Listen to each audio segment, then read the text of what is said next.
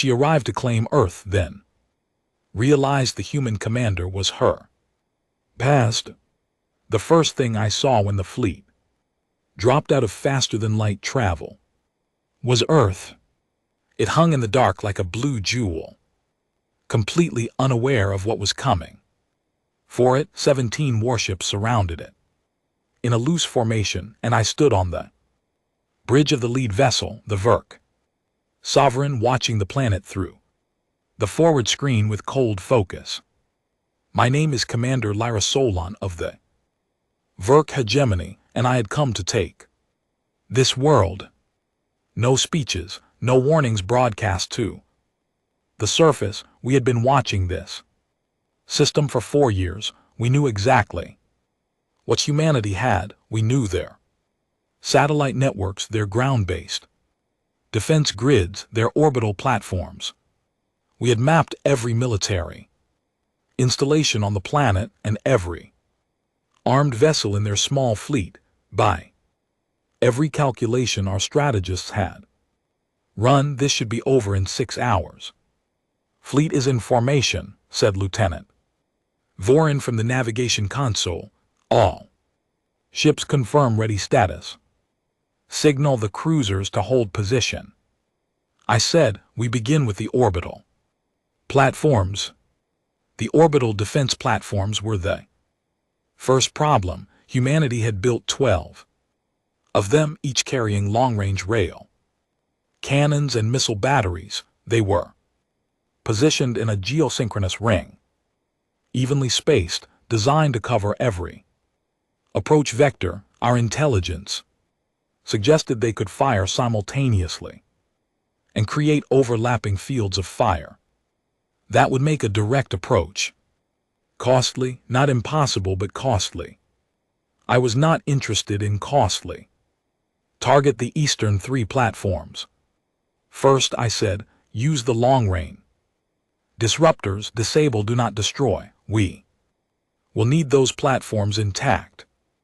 Our disruptors were designed to scramble electronic systems without causing physical damage. Against human technology, they should work in under a minute. We were not here to obliterate Earth, we were here to claim it. There is a difference. A burned planet is worthless. A conquered planet with its people still alive and its infrastructure standing is an asset. I watched as the energy readings on the tactical screen began to climb. Then something unexpected happened. The orbital platforms moved. Not just their targeting arrays. The entire structures shifted, their positions changing, the neat geosynchronous ring breaking apart and reforming into something else. I had seen this pattern before in old Verac tactical documents. It was a defensive maneuver called the scatter web. You break your platforms out of their predictable formation and let them drift into random position so that any targeting solution becomes outdated the moment it is calculated. Humans were not supposed to know that maneuver. They are repositioning, Vorin said, his voice tight. I see it, I said. Hold fire. The platforms continued to move, but they were not just scattering randomly. I watched the screen and felt something I had not felt in a long time, something close to unease. The platforms were not scattering, they were grouping. They were pulling together into 2 tight clusters positioned at angles that gave them overlapping coverage of our approach vector without giving us clean shots at either cluster from a single position. To hit both clusters, we would have to split our formation, and a split formation opening fire from 2 directions would cause us to cross our own lines of fire. They had just neutralized our opening strategy in about 90 seconds. Who taught them that? Said Vorin quietly. I did not answer. I was already running new calculations. Bring the fleet to a full stop. I said all ships hold position. There was a pause. On a Varak ship, a commander does not hold position. Commander advances. Vorin turned to look at me, but he was professional enough not to question the order out loud. He relayed it. I moved to the long-range communication console and pulled up the frequency we had been given in our mission briefing. Every officer in the Varak hegemony who led a conquest mission was given a standard contact frequency for the target world. It was procedure to contact the governing authority of the planet and offer them a chance to surrender before the fighting began. Most of the time, it was a formality. No one ever actually surrendered. But we made the offer, and we recorded that we made the offer, and the records showed that we gave them a choice. I opened the channel. This is Commander Lyra Solon of the Varak Hegemony Fleet, transmitting on open frequency to all military and government channels of Earth. We have entered your system with overwhelming force. Your orbital defenses have been assessed, and we are prepared to neutralize them at the time of our choosing. We are extending the standard offer of formal surrender before engagement begins. If your designated military commander wishes to speak, respond on this frequency. I expected silence. I expected them to scramble their fighters and start loading their rail cannons. What I got was an immediate response. Commander Solon, this is Colonel Nathan Voss, Earth Combined Defense Command. I have been waiting for your call. The voice stopped me completely. Not because of what he said, because of who he was. I had not heard that voice in 11 years, but I knew it without a single moment of doubt. I had heard it in the dark of a small room on a research station at the edge of very controlled space years ago, when neither of us had any rank at all. I had heard it laugh. I had heard it explain patiently the structural mechanics of a Verk disruptor, array to a curious human who had no business knowing those things, while I sat across from him, pretending I was not teaching him, because officially we were not supposed to be talking at all. Nathan Voss. I stood very still for a moment. My hand was resting on the edge of the console, and I kept it there, pressing down slightly just to feel something solid. Colonel Voss, I said, and my voice came out completely level, which surprised me. I did not expect Earth to have organized a response commander before we arrived. Did you expect us not to know you were coming? He said. You have been watching us for 4 years, Commander. We noticed you watching us about 3 years ago. I said nothing. The platform maneuver was not for your benefit, he continued, and I could hear something in his voice that I recognized, a kind of careful, controlled warmth. He had always been precise with his words, even when he was being informal. That was already the plan, but I admit, it is good to have confirmation that it surprised you. It did not surprise me, I said. You stopped the fleet. The bridge was very quiet. I was aware of every officer behind me listening to this conversation. I was also aware that I was having this conversation at all, which was not standard procedure. Standard procedure was to make the offer, receive the refusal, and begin the engagement. Colonel Voss, I said carefully, the offer of surrender stands. It is genuine. If your government surrenders formally, the hegemony will guarantee the safety of your population and the preservation of your essential infrastructure. You know what the hegemony's record is. On this, conquered worlds are administered, not destroyed. I know what the record says, he replied. I have also read the parts of the record that were not intended for public distribution. The administration gets harder in the first generation. Rights compress, resources redirect. People survive, but they do not thrive. I have studied hegemony governance extensively. Lyra. The use of my given name was quiet and deliberate. The officer at the adjacent console glanced at me very briefly. I did not look back. That is Commander Solon, I said. Of course, said Nathan. My apologies. Commander Solon, my answer is no. Earth does not surrender, but I would like to propose something else. I waited. I would like to meet, he said, in person, neutral ground, you and me, no weapons, no escort beyond one officer each. I have a proposal that I think is worth hearing before anyone fires anything. Every tactical instinct I had said this was a delay tactic. He wanted time for something, reinforcements perhaps, though I could not imagine where reinforcements would come from. Earth had no allies capable of reaching this system quickly. Additional preparation on the surface, more likely repositioning of ground assets, activating secondary defense systems. I should have said no. I will consider it, I said. Stand by.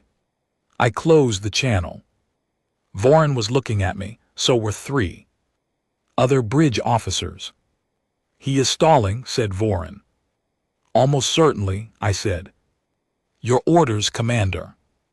I looked at the screen. Earth hung there, blue and unaware. The orbital platforms were holding their new positions, 2 tight clusters, patient. 11 years. I thought about the day I had last seen Nathan Voss. It had not been a clean ending. Nothing about our time together had been clean, because nothing about it was supposed to exist in the first place. He was a human researcher on a joint science station that operated in a gray zone of Vark-human relations, officially neutral, practically a place where 2 civilizations exchanged cautious, formal knowledge. We were not supposed to form personal connections.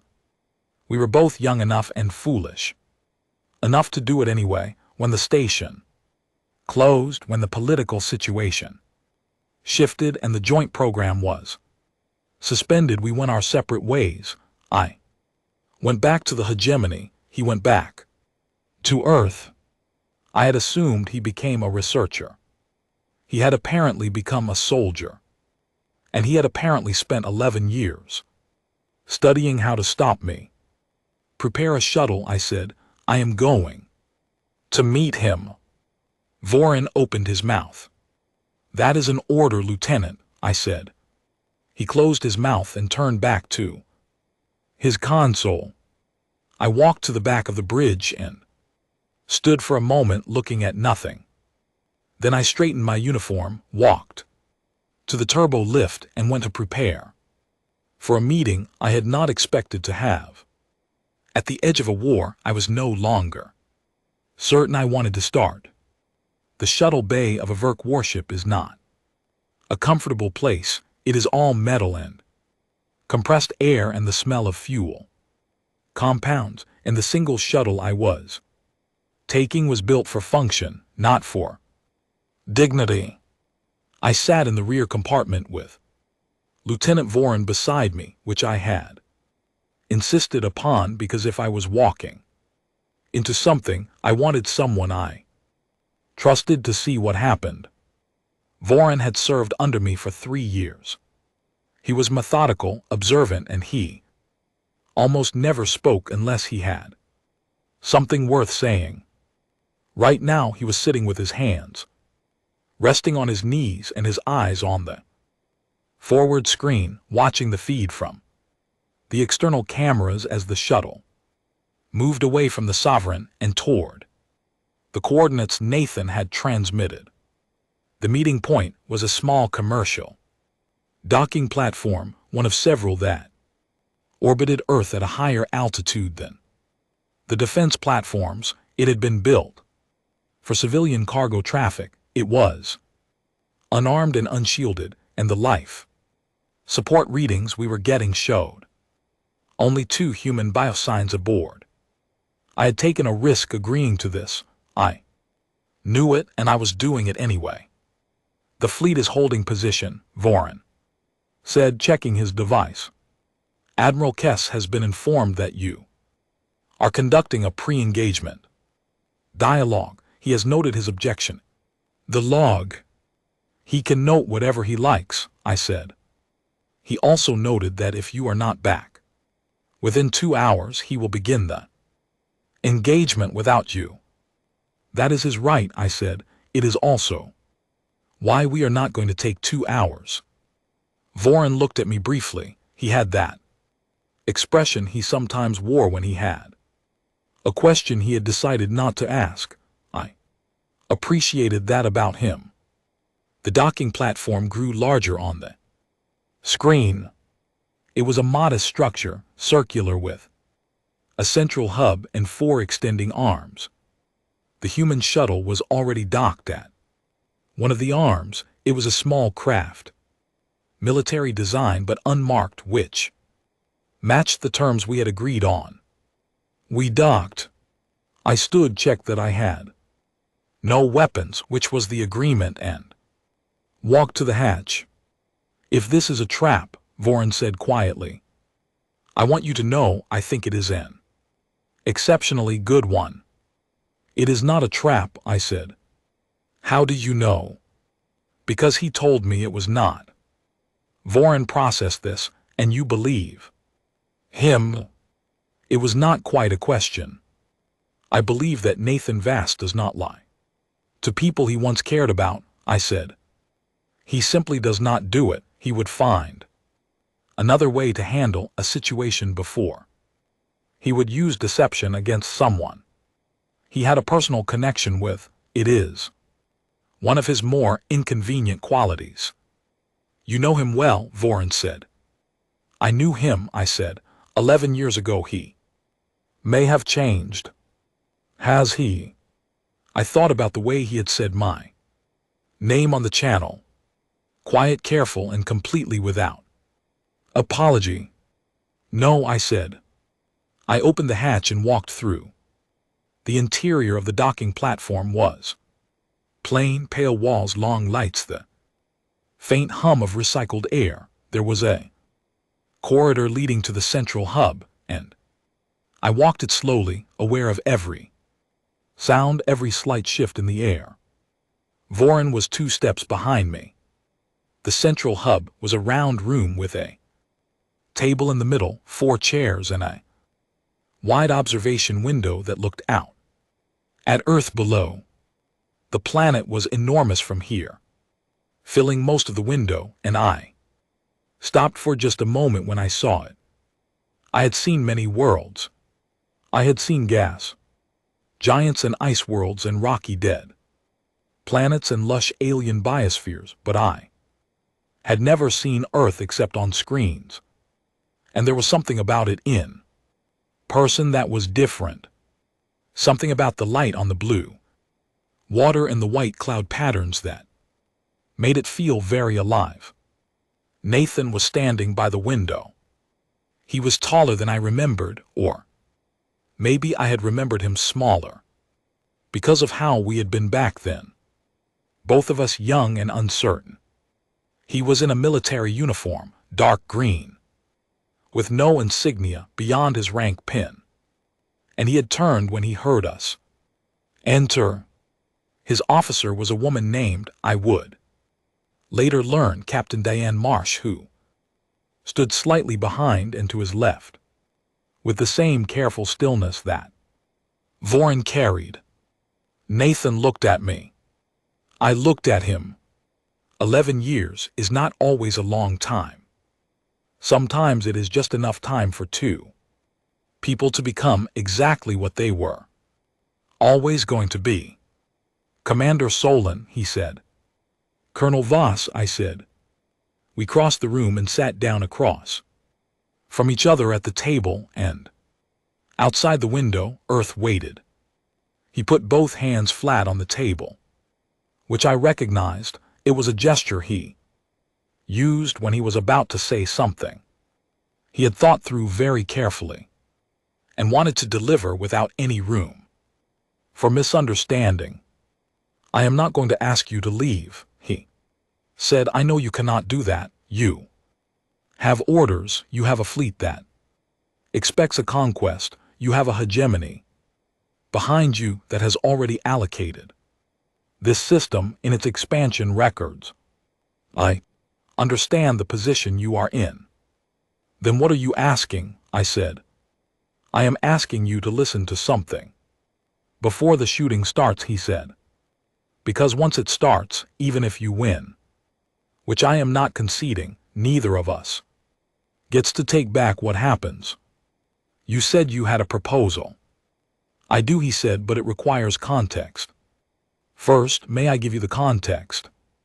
I looked at him for a moment. His face was the same and different, older, steadier, something behind his eyes that had not been there before, something that had learned things the hard way. You have until I finish this cup of whatever your officer was kind enough to prepare, I said, nodding toward the two cups that had been placed on the table. One was already in front of me. I had not touched it.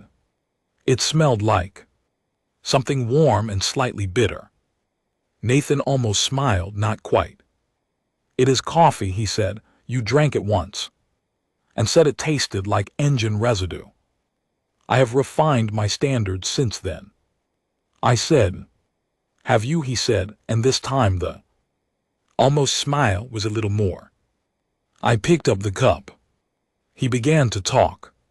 What he said over the next 20 minutes reordered several things I thought I knew. He did not argue that humanity was worth saving because it was noble or advanced or peaceful because none of those things were universally true. He argued something much simpler and much harder to dismiss. He showed me data, 11 years of collected information about every planet the hegemony had absorbed.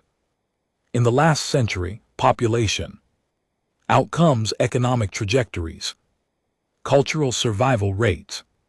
He did not call it anything dramatic. He just laid it out in plain numbers and asked me to tell him what I saw.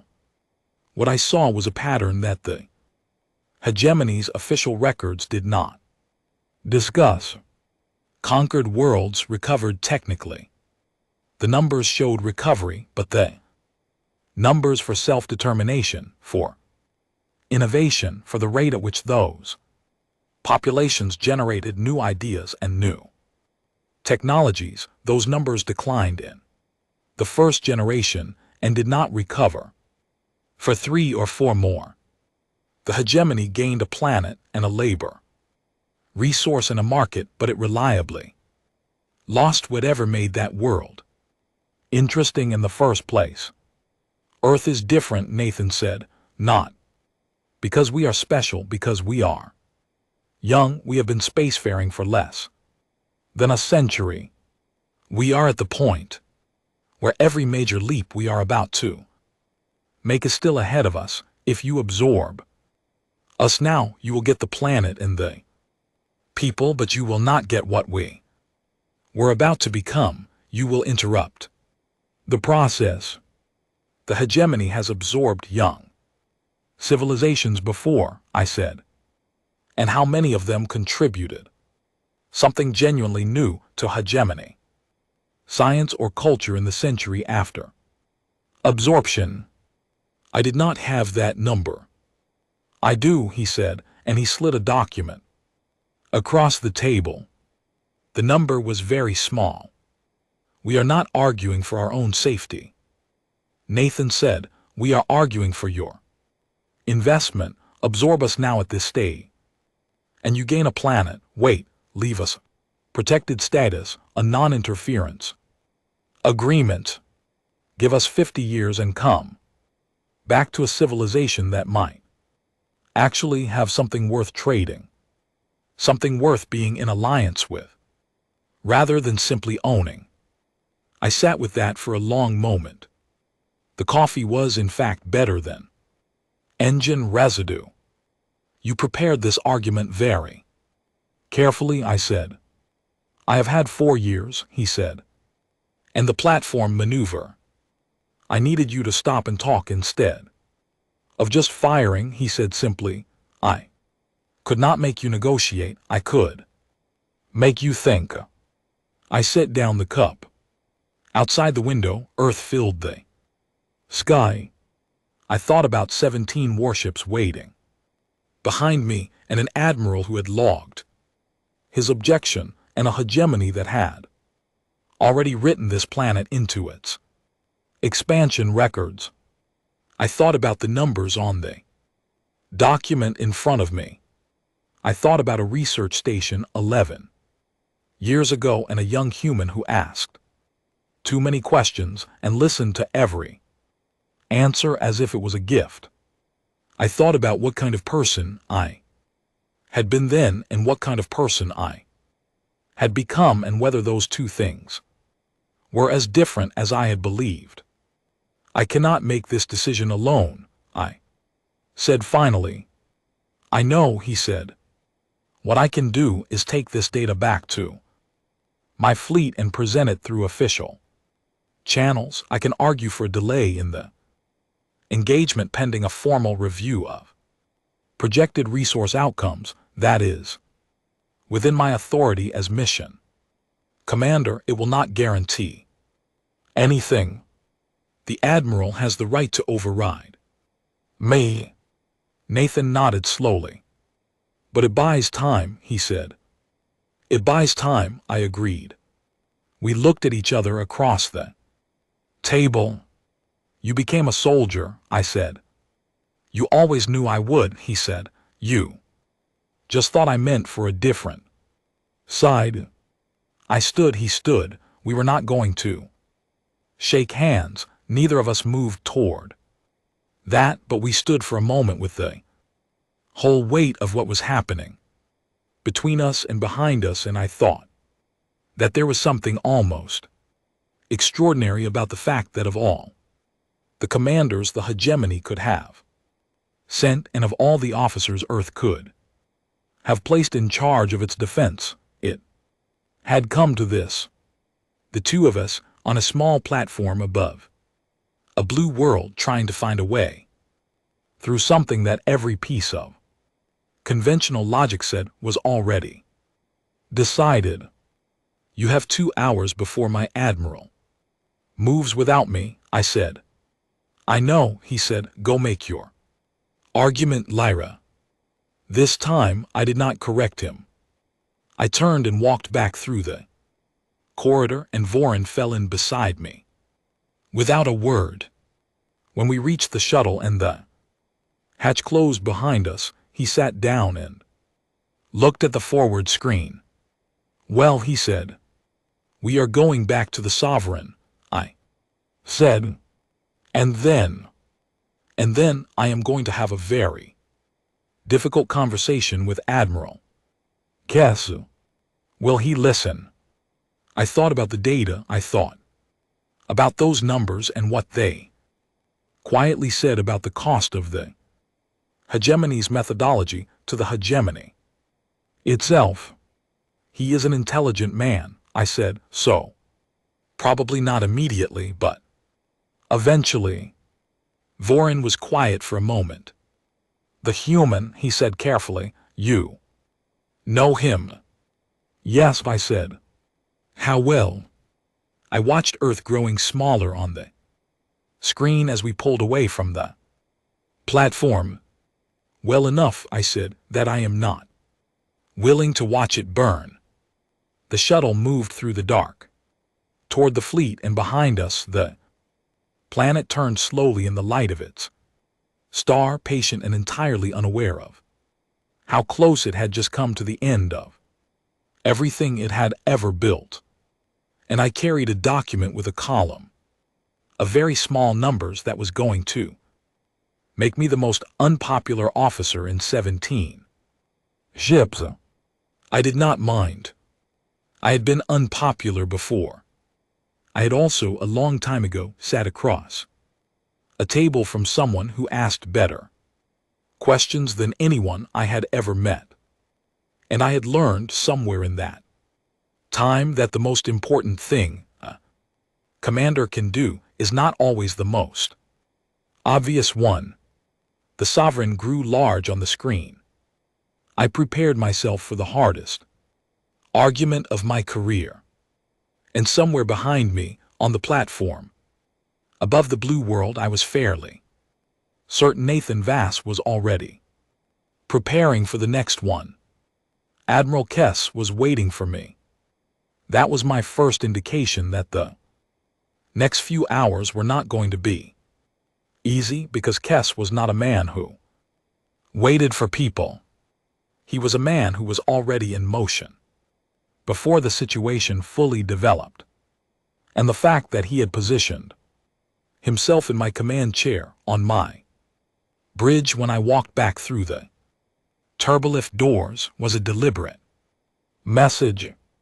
He stood when I entered, which was protocol, and then he stayed standing, which was also a message. Kess was older than me by about 20 years, and he wore that age in the particular way that Verk military culture produced in its senior officers, sharp, contained, with a kind of permanent patience that was not actually patience, but rather the confidence of someone who had never been seriously contradicted. He had conducted 11 conquest missions.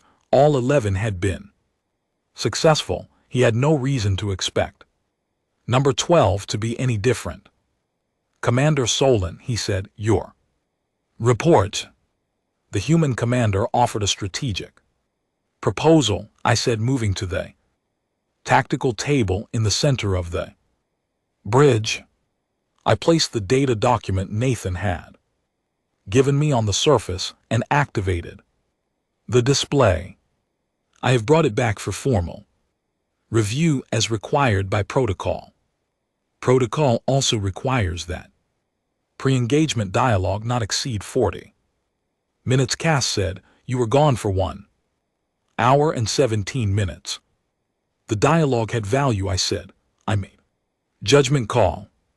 Cass looked at the data display. He did not move toward it. The standard offer was extended and refused, he said. It was extended. The human commander's response was conditional, not a direct refusal. He requested time to present an alternative framework. An alternative to surrender, said Cass. An alternative to immediate conquest, I said. Yes. A few of the bridge officers were very carefully not looking at either of us. Cass finally walked to the tactical table and looked at the data. He studied it for about 30 seconds. I watched his face. Nothing moved in it. This is human-generated data, he said. Compiled from hegemony public records, I said. He used our own numbers. Our own numbers, filtered and selectively arranged to support a conclusion. I reviewed the methodology, I said. Selection criteria are documented. I can find no evidence of manipulation. The pattern holds even when you adjust for the variables he excluded. You ran an independent analysis. In the shuttle, yes. Cass looked at me for a moment that was just slightly longer than necessary. You came back from that meeting with a head full of human arguments, and you have spent the last hour building a case for them. I came back from that meeting with data that has direct implications for the projected return value of this mission. I said. That is within my responsibility as mission commander to assess and report. And your assessment is what exactly? I had thought about exactly how to say this on the shuttle, and I had decided that the only approach with Kess was complete directness. He did not respect hedging, he did not respect uncertainty, but he did in his way respect an officer who stated a position and stood in it. My assessment is that the long-term resource extraction value of an immediately conquered Earth is lower than the hegemony's mission projections indicate, I said. Specifically, the projections do not account for post-absorption innovation decline, which our records show occurs consistently in young civilizations, and which reduces the economic productivity of the absorbed population by approximately 22% over the first 50 standard years. Kess said nothing. The human commander is proposing a protected status agreement, I said. Non-interference, no military presence, open channel monitoring, in exchange, trade access in a formal alliance, framework to be negotiated over a 50-year period. At the end of 50 years, the status is reviewed. That is not conquest, Kess said. No, I said, it is something that may be worth more than conquest. Kess turned away from the table and looked at the forward screen. Earth was still there, still patient. The orbital platforms were still in their double cluster formation. The Hegemony Council approved this mission, he said. The expansion records have already allocated this system. The Council approves missions based on projected value, I said. If the projected value is inaccurate, they have approved a mission based on flawed data. The data I now have suggests the projections are flawed. Protocol provides that I formally submit this to the record and request a review before engagement. A review takes time. Yes, I said it does. Kess turned back to face me. I had known this moment was coming from the moment I walked back on the shuttle. I had known it, and I had prepared for it, and I was still not entirely ready for the weight of it, because what I was doing was not just presenting data. I was standing between a fleet and a planet, and I was doing it because a man I had not seen in 11 years had sat across a table from me and trusted me with numbers instead of weapons. You like this world, Kess said quietly. I like accurate calculations, I said. That is not what I said. I held his gaze. Admiral, I said, I am formally requesting on the record that engagement be delayed pending a review of mission value projections. I am citing Section 14 of the Hegemony Conquest Protocol, which provides for exactly this situation. You can override me, that is. You're right, but the request goes in the record and the data goes in the record. And if this mission proceeds without a review and the projections prove inaccurate, that is also in the record.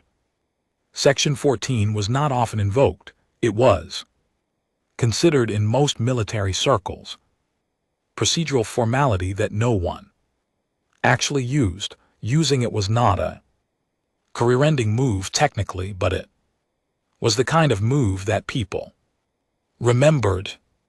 Kess knew that I knew that. He also knew that the data was real. How long, he said, does the human commander need to prepare a formal proposal document suitable for submission to the Hegemony Council? I tried not to let anything show on my face. I can ask him, I said. Do that, said Cass. He picked up the data document and looked at it once more. Something shifted very slightly in his expression, something I could not Quite read. 22%, he said quietly as if to himself. Yes, I said.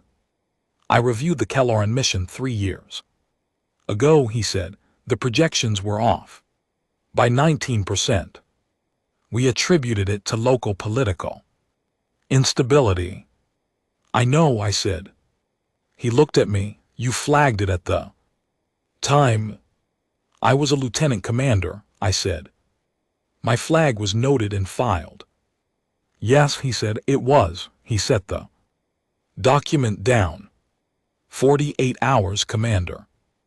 That is what I can give you within my authority before I am required to report to the Council directly if the human commander can produce a formal proposal within 48 hours that I find credible enough to transmit to the Council. I will transmit it. What happens after? That is beyond both of us. Understood, I said. This does not mean I am convinced, he said. It means I am an officer who reads data. He moved toward the exit of the bridge. At the door he stopped. Contact your human colonel. Tell him he has 47 hours. I am keeping 1 hour for travel time and drafting. He left. The bridge was very quiet. Vorin appeared at my side. Section 14, he said softly. Yes, I said. No one uses Section 14. Someone should, I said. I went back to the communication console and opened the channel. Colonel Voss. Nathan answered in under 2 seconds, which told me he had been waiting. Commander Solon, you have 47 hours to produce a formal proposal document suitable for submission to the Hegemony Council. I said it needs to meet their specific format requirements, which I will transmit to you in the next 10 minutes. It needs to include your complete data, set full methodology, and a detailed outline of the proposed protected status terms. There was a brief silence. You got him to agree, Nathan said. I got him to consider, I said. That is not the same thing. Do not mistake this for a victory. It is a delay. I know, he said, but delays are how things change. A pause. Thank you, Lyra. Do not thank me yet, I said. Write the proposal, make it perfect. You have one chance. I know how to make one chance count, he said. I believed him. I transmitted the Council's format requirements and then stood at the console for a moment, looking at the screen, watching Earth turn slowly below the fleet. 47 hours. Somewhere down there, Nathan Voss was about to spend 47 hours writing the most important document of both our lives. And somewhere above him, on a warship that had come to end everything he had built, I was going to spend those same 47 hours making sure that when he finished, someone would actually read it. It was not the war anyone had planned.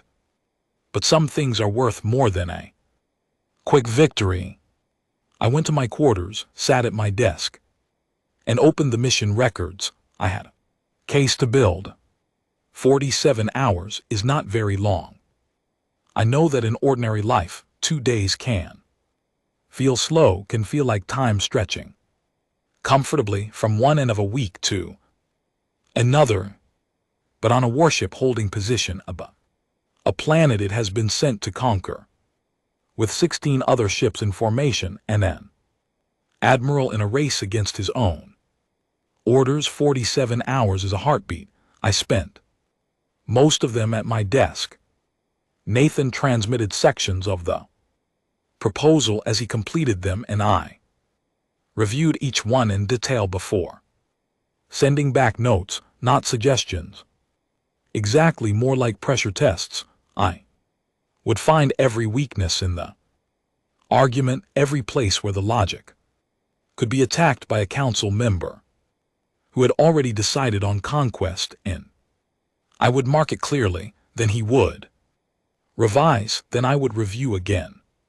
It was, I thought, during the third cycle, an extremely strange way to spend the night before a potential war. Vorin came to my quarters sometime around the 18th hour with a report that 2 of the cruiser captains had filed formal inquiries with Admiral Kess regarding the delay. The fleet was getting restless. The crews had been on combat readiness for 4 days during the approach, and the psychological weight of holding position without action was doing what it always does to soldiers: it makes them edgy. Kess responded, I asked. He cited Section 14 and told them to stand by. Vorin said he did not explain further. Good. Vorin sat down across from me, which was unusual. He was not a man who sat without invitation, but I had not told him to stand, and the look on his face said he had something to say that was not a report. Commander, he said carefully, I have served with you for 3 years. I know, I said. In 3 years I have watched you make 11 significant tactical decisions. I have agreed with 10 of them completely, and the 11th I agreed with after about 20 minutes of consideration. I trust your judgment more than I trust anyone else in this fleet.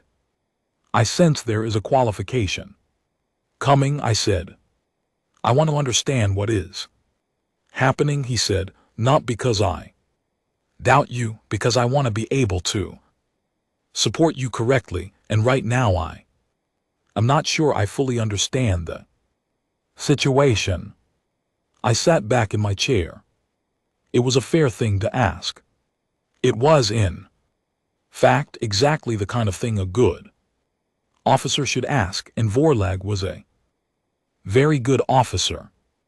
When I was younger, I said, I served on a joint research station on the border of hegemony and human-controlled space. It was an academic exchange program, officially science and engineering research shared between 2 civilizations trying to determine whether cooperation was viable. I was there as a structural engineering specialist. Nathan Vass was there as a physics researcher. I paused. We worked together for about 14 months.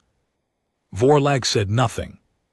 He is brilliant, I said, not in an obvious way. He is the kind of brilliant that looks like stubbornness from the outside, because he refuses to accept conclusions until he has tested every assumption. He would argue with the station's senior researchers when he thought they had jumped to an answer too quickly, and he was usually right, and they usually resented him for it, and he did not care at all, because being right was more important to him than being liked. I looked at the document on my screen. He has been applying that same methodology to this problem for 4 years. The data he showed me is not propaganda. It is the work of someone who spent 4 years refusing to accept the conclusion that Earth had no options. You trust him, Vorin said. I trust the data, I said, which he built.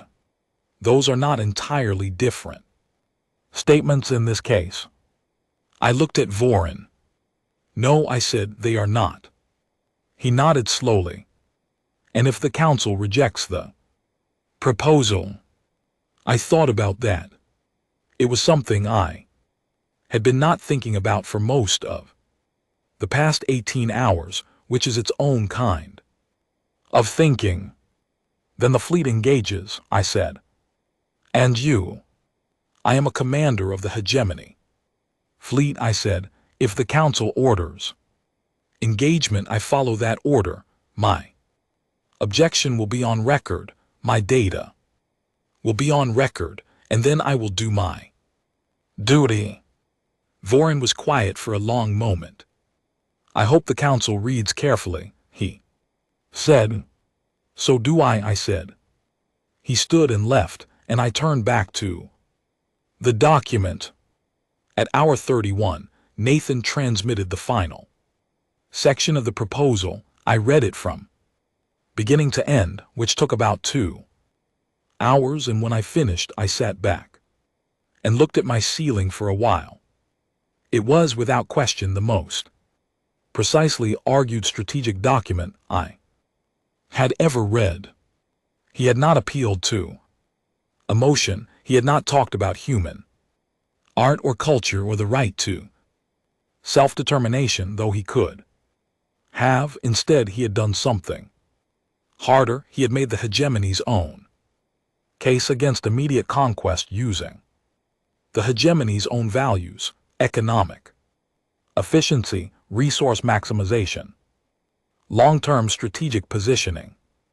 He had found the gap between what the hegemony believed it was doing and what the data showed it was actually achieving, and he had built his argument in that gap. If the council read this with open minds, there was a real possibility it would work. I thought about how many council members read anything with open minds, and I prepared a detailed cover transmission. At hour 38, I submitted the full proposal package to Admiral Kess. At hour 40, Kess transmitted it to the Hegemony Council with his own cover note, which I was not shown, but which, based on what happened next, must have been more supportive than I expected. The next 7 hours were the longest I had experienced in recent memory. The fleet held position, Earth held position. Orbital platforms remained in their double cluster formation, patient and ready. I ate something, though I could not have told you what. I reviewed mission contingency plans, which I did not expect to need, but which I needed to review in order to feel like I was doing something. Vorin brought me another report at hour 44. 2 more captains had filed inquiries. Kess had responded to all of them the same way. At hour 46, the response came from the council. It came to Kess first, then to me, and when I read it 3 times before I moved. It was not an approval. It was not a rejection. It was something I had never seen in a Hegemony Council response to conquest mission. It was a request for extended review with a formal delegation appointed to evaluate the proposal. Full review time estimated at 60 standard days. During the review period, the fleet was ordered to maintain position and refrain from engagement. 60 days. 2 months. I sat with that number and felt something that was not quite relief and not quite victory, and was probably best described as the particular feeling of someone who has pushed a very large stone a very short distance and is aware that there is still a great deal of stone and a great deal of distance remaining, but who has at least proven that the stone can move. I opened the channel. Colonel Voss. I heard, he said. His voice was careful, steady. 60 days. 60 days, I confirmed. A breath. That's not over, he said. No, I said, it is not over. It is the beginning of a very long argument, but the argument is happening instead of the other thing. Yes, he said, quiet. Yes, it is. I looked at the forward screen. Earth, as always, was there. You should know, I said, that even during the review this fleet is not leaving. We are maintaining position. That was a condition of the delay. I know, he said. 17 warships parked above the planet is not exactly a comfortable situation. No, I said, but it is better than the alternative. It is, he said. A silence. Your proposal was well constructed, I said. I had good notes, he said. The notes were pressure tests, they were not arguments. You argued by pointing out where the argument was weak, he said. That is still arguing. I could not dispute that. The council delegation will want to speak with you directly at some point. I said they will send a representative, probably within the first 2 weeks. They will push back hard on the 50-year timeline and on the lack of formal hegemony presence in the system during that period. I know, he said, I have counter arguments. I know you do, I said. Have them ready. Council delegates do not like to wait. I will be ready, he said. Will you be present for those discussions? The question was straightforward. The weight behind it was not. I do not know, I said. That will depend on what Kest decides about fleet command arrangements during the review. Period. It is possible I will be recalled and a senior diplomat will be sent in my place. I hope you stay, he said simply. I did not answer that directly. I will do what is best for the outcome, I said. Yes, he said, and I heard in his voice that he knew that was as much of an answer as I was going to give. So will I. We ended the call. I stood at the console for a moment. Around me the bridge hummed with its usual machinery, and through the forward window the fleet floated in perfect formation, waiting, as fleets do, for something to happen. What happened next took a long time. The council delegation arrived 19 days later, a ship that docked with the Sovereign before proceeding to Earth orbit for formal discussions. The lead delegate was a woman named Councillor Arden Vesh, who was 63 years old, had administered 4 absorbed worlds, and who read every document placed in front of her with the complete attention of someone who expected to be tested on it. She read Nathan's proposal in full on the first evening and then spent the following morning asking me questions. That told me she had read every footnote. She spoke with Nathan for the first time on day 22 of the review. The conversation lasted 4 hours. I was present for the agreed terms, and I sat to the side and watched 2 extremely precise minds work through the same set of numbers from opposite directions, and occasionally, to the visible surprise of both of them, arrive at the same place. Cass attended 2 of the sessions. He did not speak often. When he did, he asked the kind of short, exact questions that made everyone in the room think more carefully. 60 days became 90 because the council needed more time. 90 became 120. The fleet remained in position. Earth's orbital platforms remained in their double cluster formation, ready, but still there were tense moments.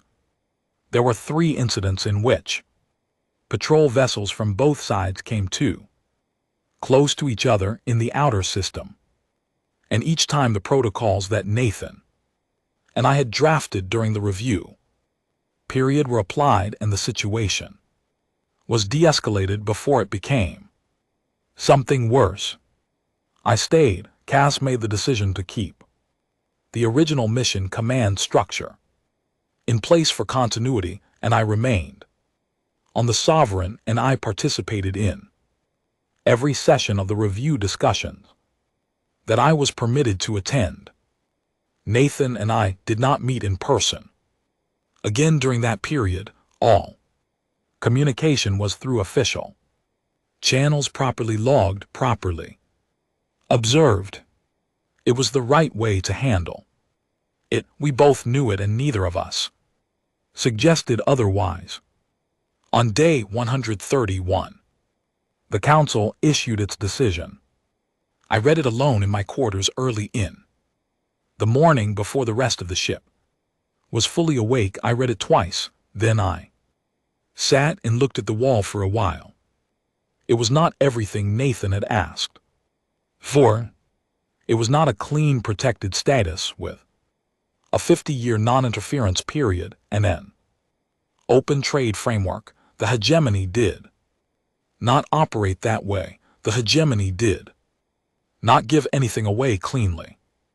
But it was something that had not existed before.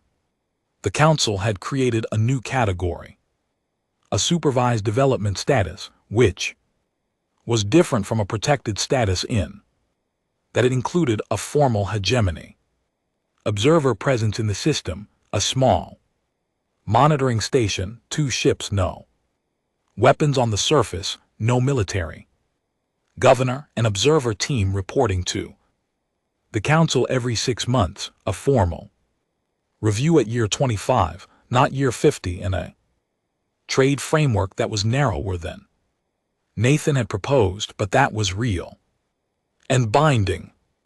It was, in the language of hegemony, governance a compromise. The hegemony did not stop wanting Earth, it simply agreed to want it differently for now, in exchange for being allowed to watch it develop. It was the beginning of something, not the end of something. And that meant it was exactly what Nathan had been arguing for. I opened the channel. It was early by Earth time too, which told me he had also been awake, also waiting. The decision came, I said. I know, he said. We received a simultaneous transmission. And a pause, longer than his usual pauses. It is not what I hoped for, he said. No, I said. But it is not what I was afraid of. No, I said, it is not that either. Another pause. Outside my window the dark was full of stars, and the blue curve of Earth was just visible at the edge of the frame. 25 years, he said. That is the first real review point. Yes. A lot can change in 25 years. It can, I said. The monitoring station, he said. The observer team. It is not a garrison, I said. It is not a military presence. It is observers. It is exactly the kind of thing that was proposed in joint research programs before either of us were officers. He was quiet for a moment. I thought I understood what he was thinking. We were both observers once, he said. We were, I said. It did not end the way anyone expected. No, I said, it did not. He took a breath. Are you going to be one of the observers? The question I had been expecting and not answering to myself for several weeks. I do not know yet, I said. That is a decision that goes above both of us. Cass has submitted a recommendation. I do not know what it says. What would you want? He said quietly. It was the kind of question that only Nathan Vass would ask directly, without architecture, without diplomatic cover. Just the question, plain, waiting for an answer. I looked at the curve of the planet in my window.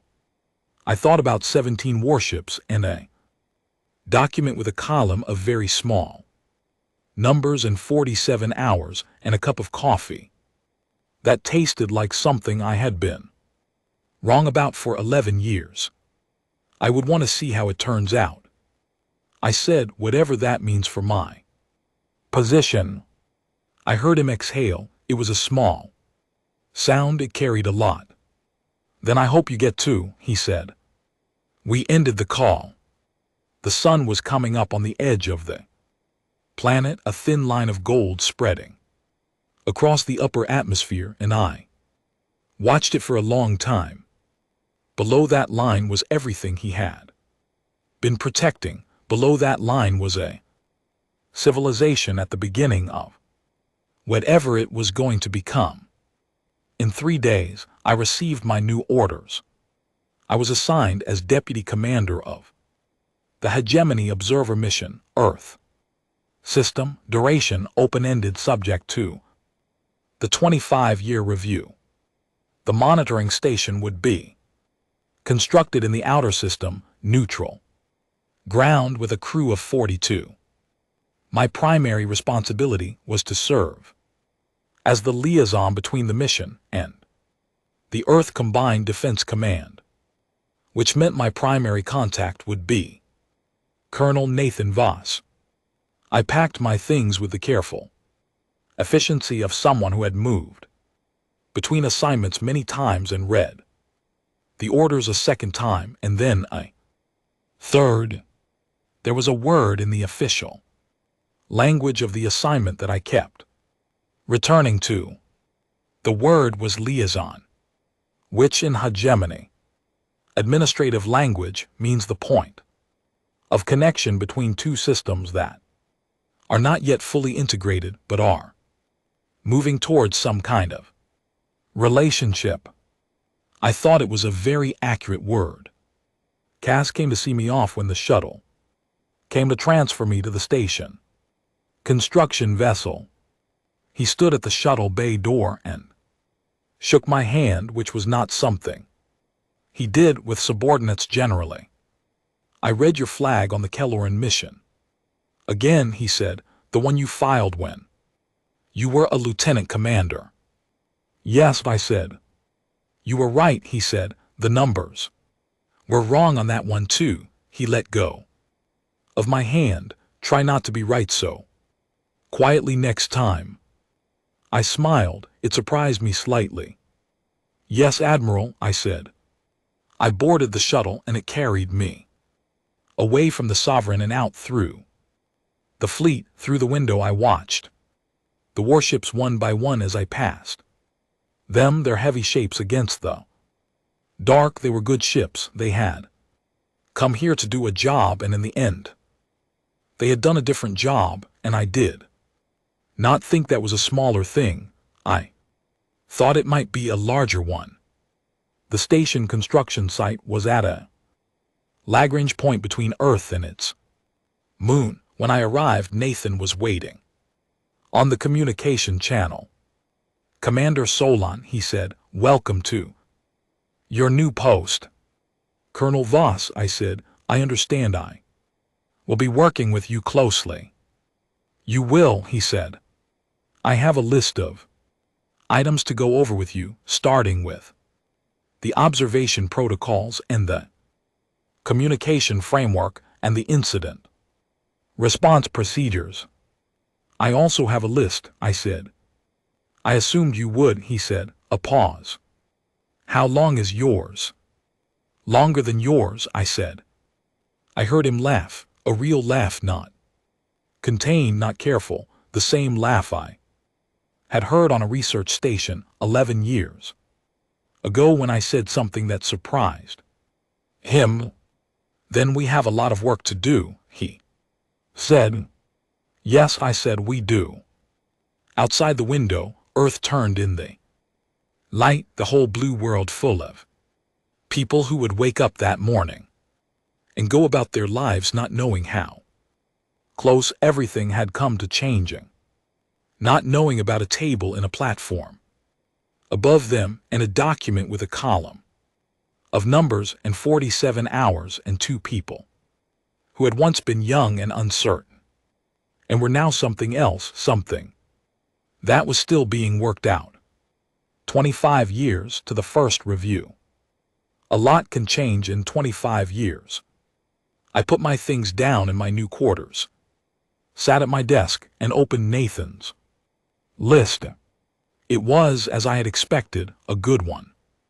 I opened mine beside it, and we began